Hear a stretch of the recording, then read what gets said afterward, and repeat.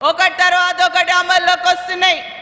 ఈరోజు మన నియోజకవర్గం ప్రతి ఇంట్లో ఒక నిరుద్యోగులు ఉన్నారు.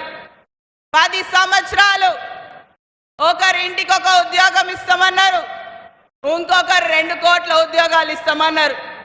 ఈరోజు మనకైతే ఒక్క ఉద్యోగం రాలేదు. కానీ మన ముఖ్యమంత్రి రేవంత్ అన్న మనకి ఇప్పటికే 30,000 ఉద్యోగాలు కూడా కల్పించడం జరిగింది. దీంతో పాటు తప్పకుండా రానున్న రోజుల్లో కాంగ్రెస్ పార్టీ అనేది కూడా ప్రజల పార్టీగా మీ అందరి ముందుంటుంది, ప్రజల పక్షాన పార్టీగా మీ అందరి ముందుంటుంది. మీ అందరినీ నేను ఇక్కడ ఈ వేదిక మీద నుంచి కోరేది ఒకటే, 13వ తారీఖున జరగబోయే ఎన్నికల్లో మా వంశన్న నీ భారీ మెజారిటీతో గెలిపించాలి.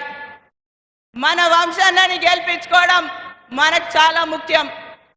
ఇప్పటికే ప్రతి ఒక్కరు అంటున్నారు కాంగ్రెస్ పార్టీ మీద వేలు చూపిస్తున్నారు, మన ముఖ్యమంత్రి మీద వేలు చూపిస్తున్నారు. ప్రతి ఒక్కరికి చెప్పేది ఒకటే, విజయం మాత్రం కాంగ్రెస్ పార్టీది.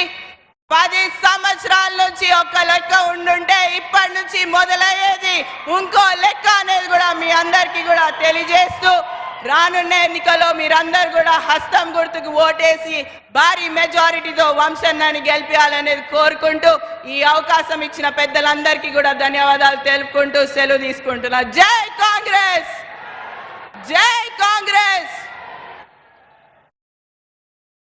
ధన్యవాదాలు పన్నికమ్మ. For more videos like this, subscribe Big TV channel.